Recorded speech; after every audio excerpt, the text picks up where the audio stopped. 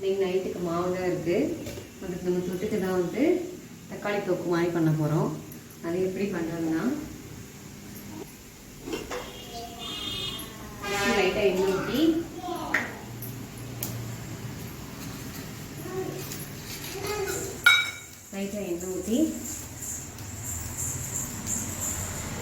ஒரு 2 ஸ்பூன் எண்ணெய் ஊற்றிக்கோங்க.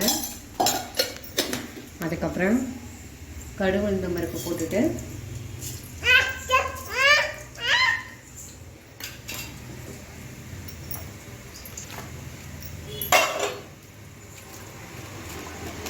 கடுகு உளுந்தம் போட்டுக்கோங்க. கடுகு வெடிச்சதுக்கப்புறம்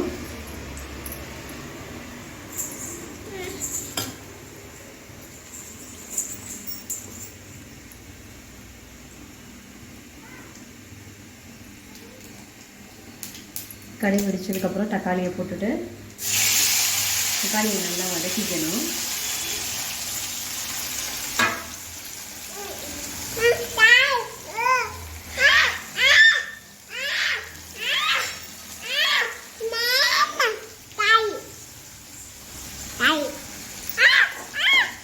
தக்காளியை நல்லா வதங்க விட்டுட்டு தண்ணி சுண்டுற அளவுக்கு வதங்க விட்டுறணும். வதங்க விட்டுட்டு ஒரு 2 நிமிஷம் மூடி வைப்போம்.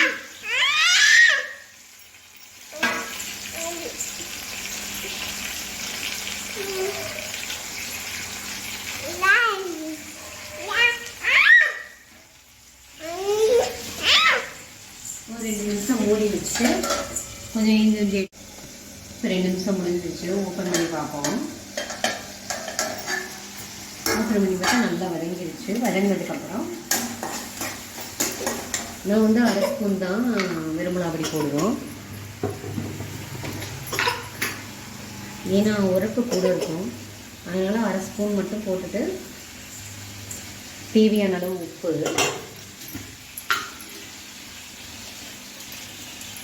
அப்புறம் 1/2 டம்ளர் மட்டும் தண்ணி லைட்டாக ஊற்றிக்கோங்க. தண்ணி லைட்டாக மூடி ஊற்றிட்டு மூடி வச்சிட்டிங்கன்னா நல்லா கொதிச்சு அதுக்கப்புறம் தக்காளி தொக்கு ரெடி ஆகிடும். 10 நிமிஷம் கழித்து ஓப்பன் பண்ணி பார்த்தீங்கன்னா நல்லா சிம்மாக இருக்கும். எண்ணெயோட மிதந்த மாதிரி இருக்கும். நல்லா அதுக்கப்புறம் தோசை ஊற்றி தோசைக்கு மட்டும் எடுத்து வச்சு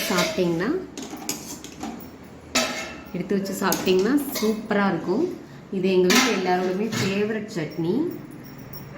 என்னடா ரொம்ப கம்மியாக இருக்குதுன்னு பார்க்காதீங்க. இன்றைக்கி எனக்கு ஒரு ஆளுக்கு மட்டும் தான் இந்த சட்னி, அதனால் கொஞ்சமாக பண்ணிக்கிட்டேன். ஓகே, பாய் வியூவர்ஸ். மறந்துடாதீங்க, லைக் பண்ணுங்கள், ஷேர் பண்ணுங்கள், கமெண்ட் பண்ணுங்கள்.